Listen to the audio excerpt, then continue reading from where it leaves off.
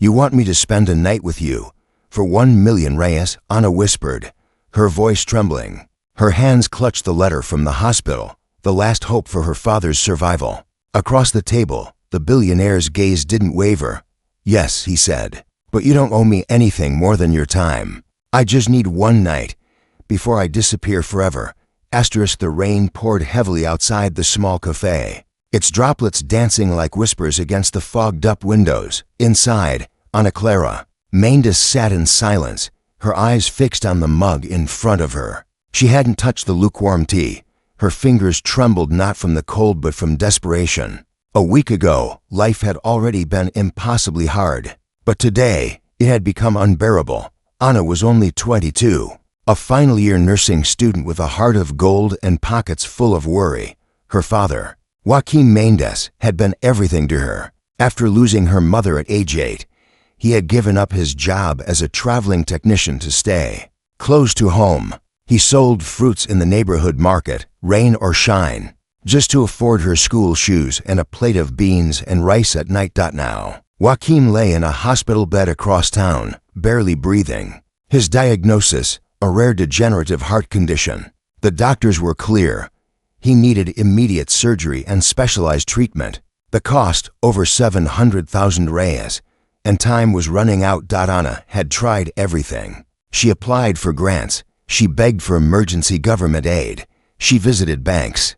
But without assets or a steady income, she was invisible to the system, the charity. Programs had waiting lists months long, and her father had weeks. Ana stared at her cracked phone screen, rereading the last message she had received from a stranger the day before. I heard about your situation. Let's talk. One night, 1,000,000 Reyes. No expectations, no demands, just dinner. She had laughed at first. Spam, a scam? But the message was followed by a verified business card image. Lorenzo Vasquez, the elusive Brazilian tech mogul who had vanished from public view 3 years earlier. Rumors swirled around him that he had become a recluse, heartbroken by betrayal, that he was haunted by grief, that he no longer trusted anyone. But Ana hadn't thought any of it mattered. She was just a girl trying to save her dad. And yet, now she was here, because the world had left her no choice. The bell above the cafe door jingled. She looked up, and her breath caught.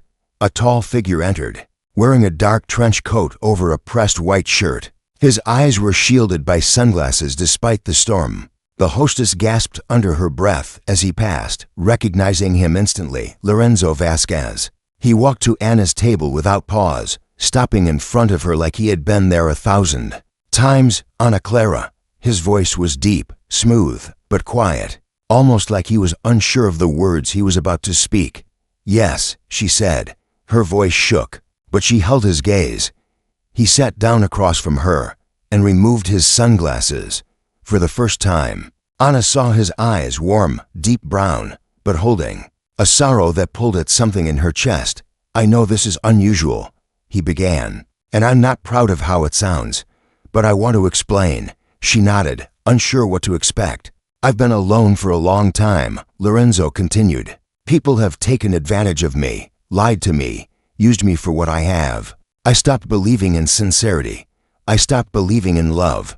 Ana folded her hands on the table. Listening carefully, I chose you, he said, because I read your story. I saw the posts online.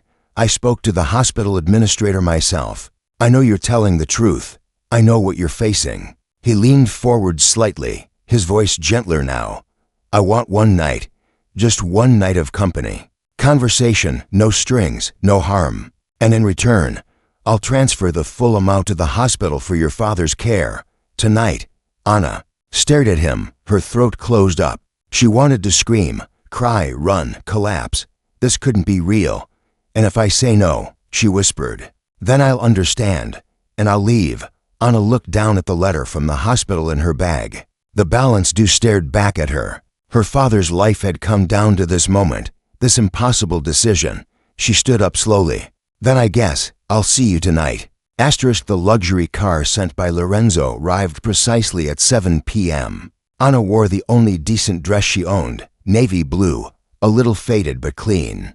She hadn't had time to do much with her hair, But when she looked in the mirror, she saw her mother's eyes. And for the first time in a long time, she whispered, "Please, help me do the right thing." The car stopped outside Casa Azul, a secluded estate on the edge of Sao Paulo. Nestled between tall trees and silence, Lorenzo greeted her at the door in a soft gray sweater and jeans. No tuxedo, no arrogance, just a man waiting. "You look beautiful," he said. Anna blushed, unsure how to respond.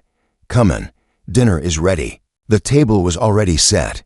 The lights were warm. The music playing softly in the background was piano jazz. Nothing about the night felt threatening, just strangely tender and tragically beautiful. They talked for hours about childhood memories, music, how Anna used to volunteer at animal shelters, how Lorenzo lost his sister to a car accident and never forgave himself. At some point, Anna realized the time. It was past midnight. "I should go," she whispered. Standing up, Lorenzo rose too, but didn't reach for her. "I'll have the driver take you back." She hesitated. "What about the money?" He stepped into the hallway, returned with a sealed envelope, and gently placed it in her hand. "The full amount was transferred an hour ago," he said. "Ask the hospital to check. Your father's surgery will be scheduled tomorrow morning." Anna's knees almost gave out. "Why?" she asked, tears brimming in her eyes. "Why would you do this?" He looked at her for a long time, like he was seeing something he thought he'd lost. "Because tonight, for the first time in years, I felt human again." They say miracles come in strange packages. For Ana Clara, hers came wrapped in silence, delivered not by angels, but by a man whose heart was more broken than hers. The morning after her night at Casa Azul, Ana sat in the hospital's waiting area, still trembling. Her phone buzzed with a message from the billing department. When she opened it, she nearly dropped the device. "Payment received in full. Treatment begins today." She couldn't breathe. Tears flooded her vision. She rushed to her father's room, where he was resting quietly, unaware that the countdown clock on his life had just been reset. That same afternoon, surgeons began preparing for the complex heart procedure that could save him. The doctors were optimistic. Anna's father would be transferred to one of the best private hospitals in Sao Paulo.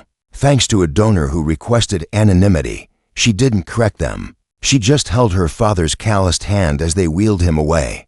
But inside her, something shifted. What had started as a desperate transaction now lingered in her thoughts differently. Lorenzo hadn't touched her. He hadn't crossed any line. He had shared dinner, stories, memories. He had made her laugh. But most of all, he had looked at her like she mattered, like someone worth listening to, not just someone worth rescuing. And then he disappeared. No calls, no messages, no social media presence. She tried reaching the number that had messaged her before. It was disconnected. Days passed. Her father came out of surgery. His recovery was slow but steady. Every time he opened his eyes, Anna smiled through her exhaustion and fear, pretending she wasn't wondering why the man who changed her life was now a ghost. It wasn't until a week later, when Anna went to buy groceries, that the whispers began. A newspaper boy shoved a headline in her face as she passed a kiosk. "Billionaire spotted with mystery girl. Who is she?" Anna's heart dropped. The photo was blurry but unmistakable.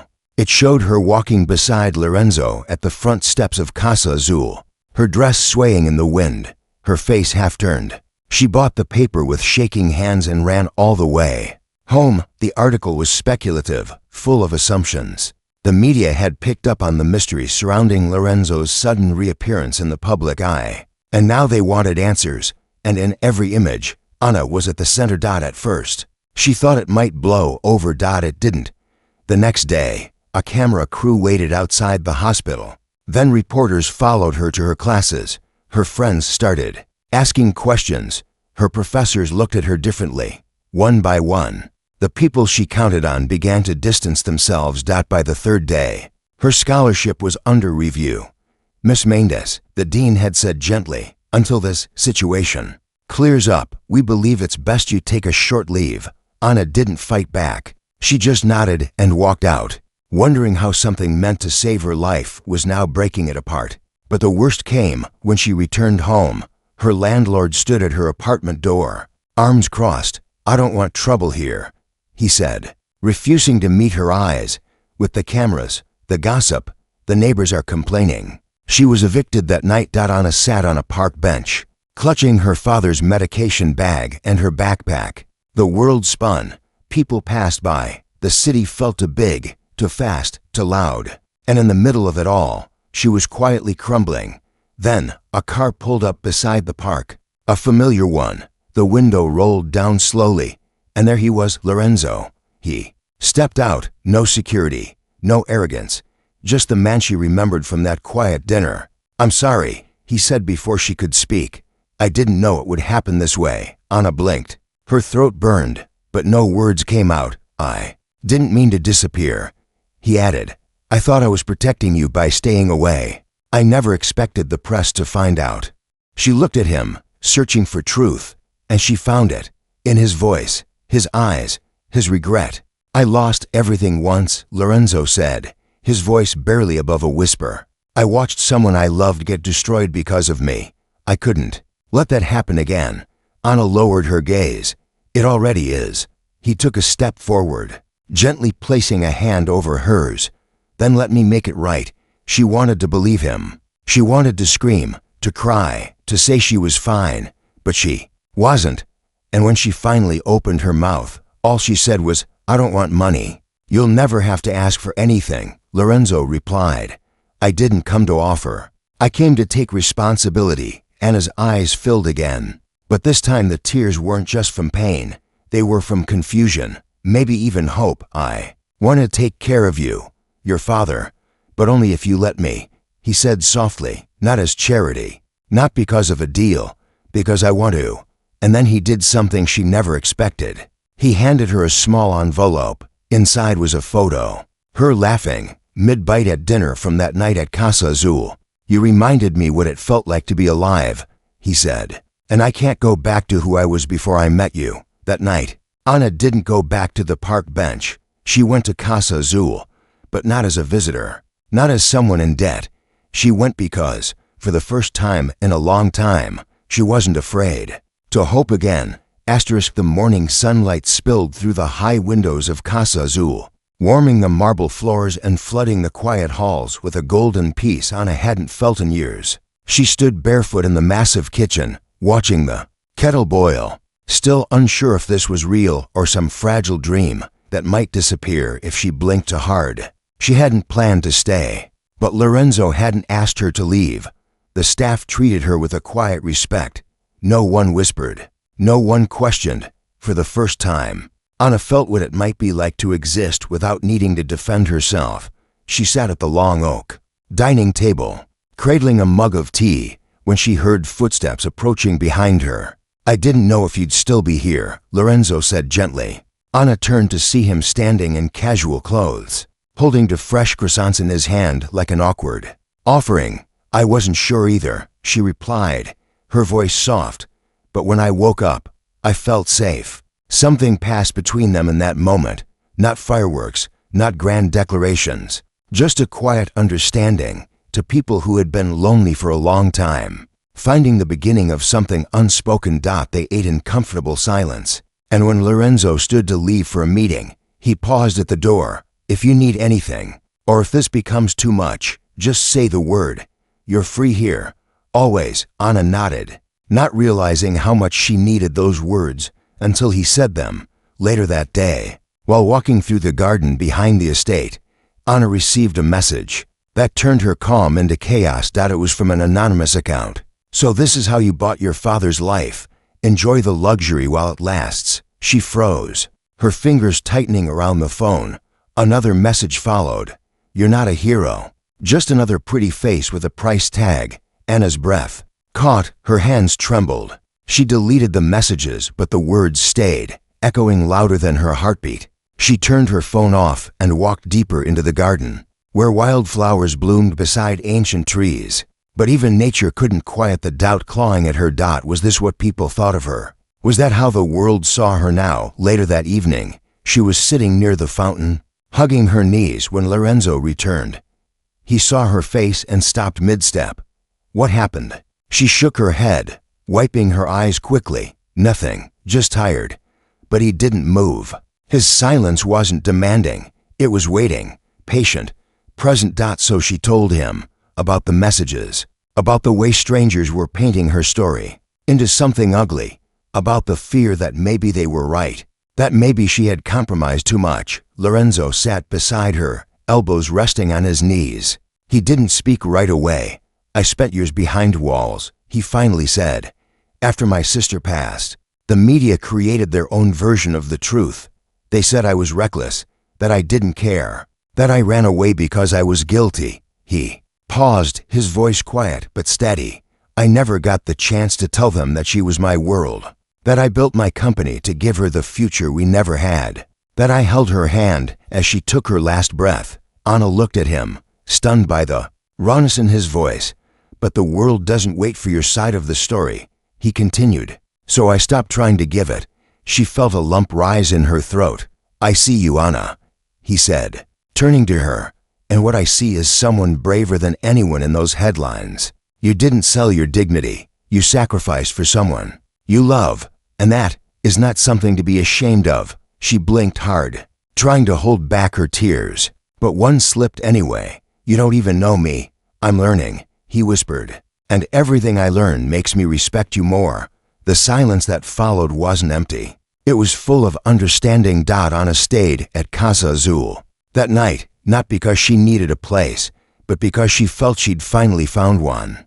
The next few days blurred in gentle rhythm. Anna visited her father every afternoon. His strength was slowly returning. He smiled more. He asked fewer worried questions about the bills. She didn't tell him everything, not yet. Just that an angel had helped them. And somehow, her father believed her. Back at the estate, Anna and Lorenzo shared quiet dinners and long walks. They spoke about books, regrets, childhood dreams. She learned he once wanted to be a teacher before life pushed him into business. He learned she wanted to open a free clinic someday, where no one would ever be turned away because of money. Then, one evening, it happened. They were standing near the balcony overlooking the city lights, and Anna asked, "Why did you choose me?" Lorenzo was quiet for a long time. "Because when I read your story, it felt like I was reading mine." She looked up at him, confused. "You didn't have money, you didn't have power, but you had purpose. You would have given anything for someone you love. That kind of love, it's rare and real." Anna turned her face away, overwhelmed. "I'm not special." "You are," he said simply. The city sparkled in the distance, but neither of them noticed. That night, Anna lay awake staring at the ceiling, replaying every word he said. Not because she needed reassurance, but because something inside her had shifted. Not the kind of shift that shouts or demands, but the kind that whispers, "You're not alone anymore." She wasn't in love, not yet, but she was beginning to believe that maybe, just maybe, someone could love her, not for what she had done or what she had given up, but for who she truly was. And that was the most terrifying and beautiful feeling of all.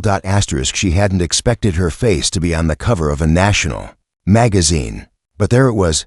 Anna stood frozen in front of the pharmacy newsstand, clutching a small bottle of vitamins for her father, as the bold headline stared back at her. "The virgin girl who melted the heart of Brazil's coldest billionaire." Her breath caught. The picture they had used was one she didn't know existed. Her leaning against the garden railing at Casa Azul, eyes closed, smiling faintly. A private moment, a stolen one, and now it belonged to the world. She felt her stomach twist. When she reached the hospital, her father noticed her silence immediately. He reached for her hand with surprising strength. "Are they writing about you again?" he asked softly. Anna nodded. "They've started calling me names, painting me like some storybook myth." Joaquim squeezed her hand tighter. "Don't let people who don't know your soul define your story." She smiled faintly, but inside, the storm had already begun. Later that night, when she returned to Casa Azul, Lorenzo was pacing the hallway. The moment she walked in, he looked up, guilt flooding his expression.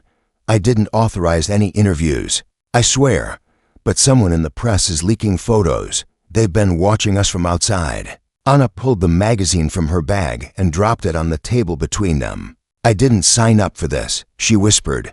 "I know," he replied. This was supposed to be one night, a trade. I wasn't supposed to be followed, exposed, turned into a tabloid fantasy. You're not a fantasy to me, Lorenzo said quietly. Anna stared at him, waiting, hoping for something more, not an apology, but clarity. Then what am I to you?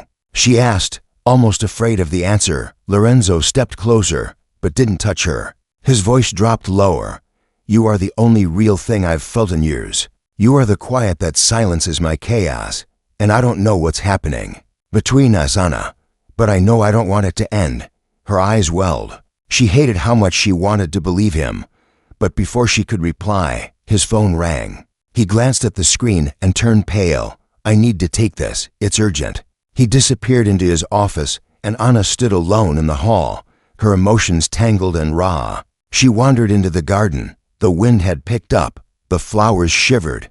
So did she. What was she doing here? She had stayed because it felt safe, because Lorenzo looked at her like she mattered. But now the world was watching, and suddenly, it didn't feel like her life anymore. The next morning, things only worsened. She was awakened by a loud knock. One of the staff hurried to her door, panic in her eyes. There are reporters outside, and someone's trying to get through the gate. Anna rushed to the window at the edge of the estate. A crowd of paparazzi was gathering, cameras flashing, drones buzzing. A few had already climbed onto nearby balconies. One of them held a massive poster that read, "Who is she really? The girl who sold her soul." Anna's chest tightened. Her knees buckled slightly. She backed away from the window, heart racing. Her fingers dialed the hospital. Her father was safe for now, but that could change. This wasn't just about her anymore. The media had crossed a line. She had to act. When Lorenzo returned that afternoon, she was waiting for him in the living room, her bag packed beside her. He froze. What are you doing?" "I'm leaving." "No." He crossed to her instantly. "Please don't. We can handle this. I'll get security. I'll file legal actions." "It's not just about that," Anna said, her voice firm. "It's about who I'm becoming. I don't recognize myself anymore, Lorenzo. I'm tired of being someone else's story." "You're not," he insisted. "You are still you." She looked at him, and her voice broke. "But I can't breathe here anymore. Even if I care about you, even if something is growing between us, I have to go find who I was before this all started." He stepped back, as if her words had knocked the wind out of him. And then, slowly, he nodded. "Will you let me at least help you settle somewhere safe?" Anna shook her head. "You've done enough, more than enough. But this part, I need to do alone." There was no anger, no bitterness, just grief, quiet and dignified. He didn't try to stop her again. Instead, as she reached the front door, he said the one thing she hadn't expected. "I never wanted to be someone's reason for suffering. I only wanted to be their reason to smile." Anna turned, heart aching. "You were," she whispered, "even if just for a while." She walked out into the golden dusk, unsure where she was headed, but certain of one thing: she would never be the same again. Not because of what she had lost, but because of what she had found in herself. Rain fell gently on the small town of Nova Esperanza, the kind of rain that didn't demand attention, but slowly soaked into the earth and stayed there. Anna stood beneath the tin roof of the community health center, a simple place with chipped paint, worn chairs, and faces that reminded her of the girl she had been before everything changed. She had been there for 6 weeks now. No cameras, no headlines, just work that mattered. She had taken a volunteer role in paid assisting the 2 nurses who cared for the poor, and forgotten in the outskirts of the city. The clinic couldn't afford luxuries. It didn't have private rooms, expensive machinery, or media attention. But what it did have was rawness. People walked in with pain and left with hope. And Anna was reminded, every day, why she had studied nursing in the first place, that it was a quiet life. Early mornings, long days, late nights, but it was hers. And yet, even in the silence, Lorenzo's name echoed inside her. He hadn't tried to reach out. Not once. Maybe because he respected her choice. Maybe because he didn't know where she had gone. Maybe because she had left a note with no return address. Still, some nights, when the generator hummed and the stars blinked above the tin roof, She wondered. Did he miss her too? One morning, as she was preparing supplies, an older woman entered the clinic carrying her grandson. The boy had a fever, and his breathing was labored. Anna moved instinctively, gathering a thermometer, a damp cloth, and a stethoscope. As she worked, the boy's tiny hand wrapped around her finger, and just like that, something inside her shifted again. This was where she belonged, not as someone hiding from the world, but as someone shaping it, even in the smallest ways. By evening, the boy's fever had lowered. His grandmother wept, clutching Anna's hands. "No one comes here," the woman said. "But you did." That night, Anna sat by the window of her tiny room above the clinic, writing in a notebook she had kept since childhood. It was filled with old dreams, torn pages, and more recently letters she never sent. To her mother, to herself, and oftener to him. She picked up her pen and began to write again. "Dear Lorenzo, it's quiet here. Not the kind of quiet that hurts, but the kind that heals." She didn't finish the letter. Instead, she tucked it between the others, a small smile tugging at her lips. Even if she never saw him again, he had been the turning point, the one who gave her a chance when the world had closed. Every door. The next morning brought an unexpected knock on the clinic's entrance. It was rare for visitors to arrive unannounced. Anna glanced at the nurse beside her, who shrugged. She went to the door. She opened it and froze. There he was. Lorenzo. Not in a suit, not in designer shoes, just jeans, a wrinkled shirt, and eyes that looked like they hadn't slept in days. For a long moment, neither of them spoke. Then he said the words she had once needed most. "I didn't come to pull you back. I came because I couldn't move forward without seeing you again." Anna's breath caught in her throat. She stepped aside, and he entered the small hallway, staring around as if absorbing the entire world she had built without him. "I've been looking for you," he added quietly.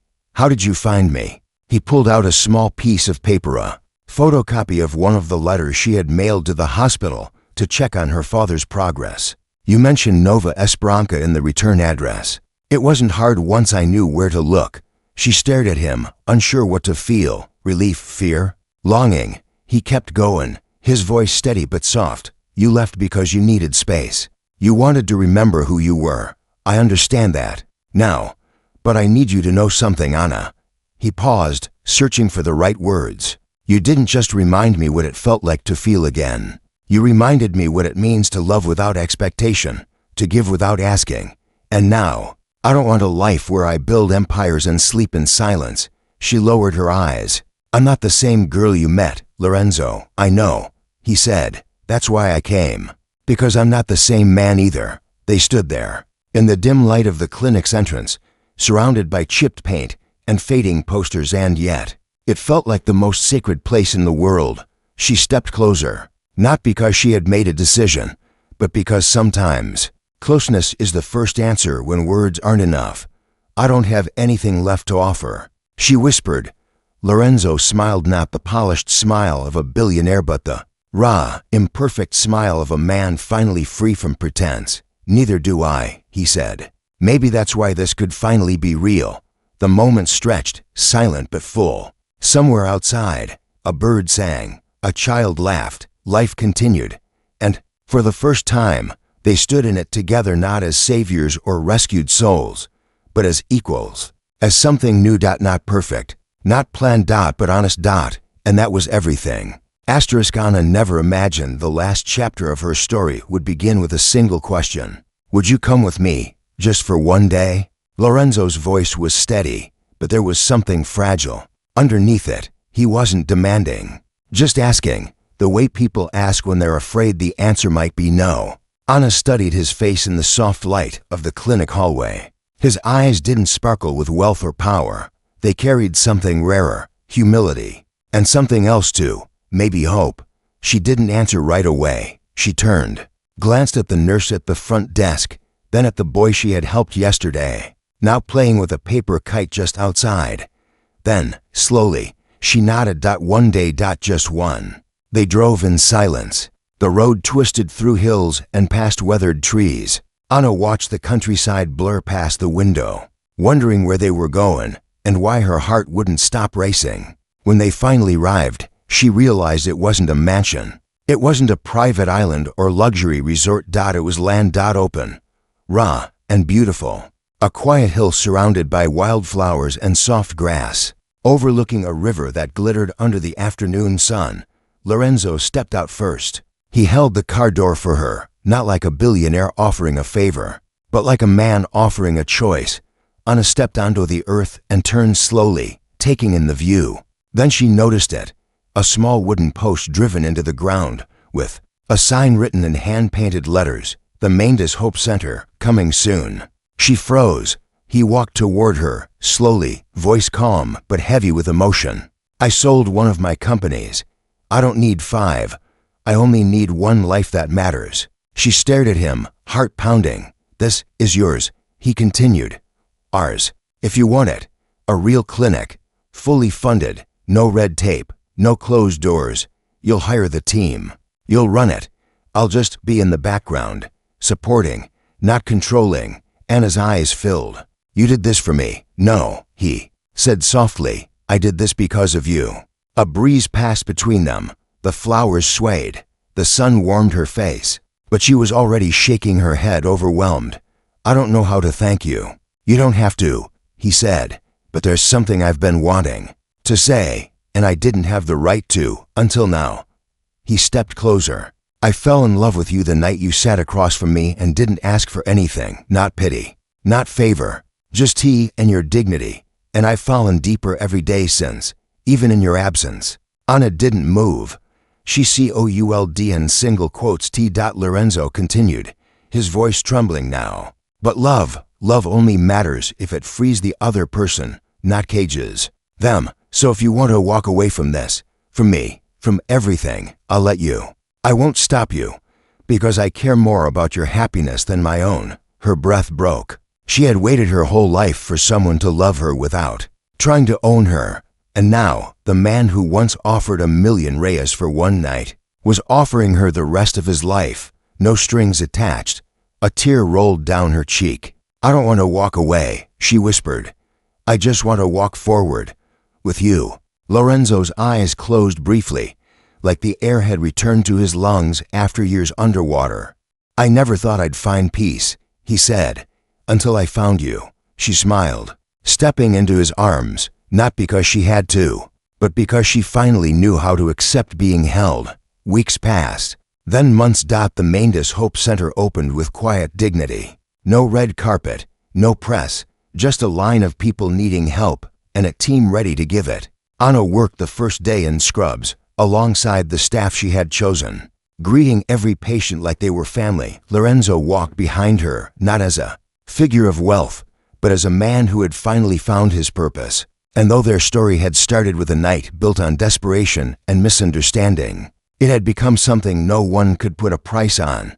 A story of love, of second chances, of healing, not just of bodies, but of hearts. On the 1-year anniversary of the clinic's founding, Anna stood under the same sky where it all began, now holding Lorenzo's hand. Round them, the town had blossomed, just like they had. She leaned into him and whispered with a smile, "You once saved my father's life, but you saved mine, too, in ways no money ever could." Lorenzo pressed a kiss to her forehead, holding her close. "And you saved mine by teaching me that love isn't about possession, it's about presence." And as the wind carried the sound of children's laughter across the field, Anna closed her eyes, no longer afraid of the world, or the past, or what anyone would say, because she knew who she was. She was Ana Clara Mendes, a daughter, a healer, a survivor. And now, finally, someone's home.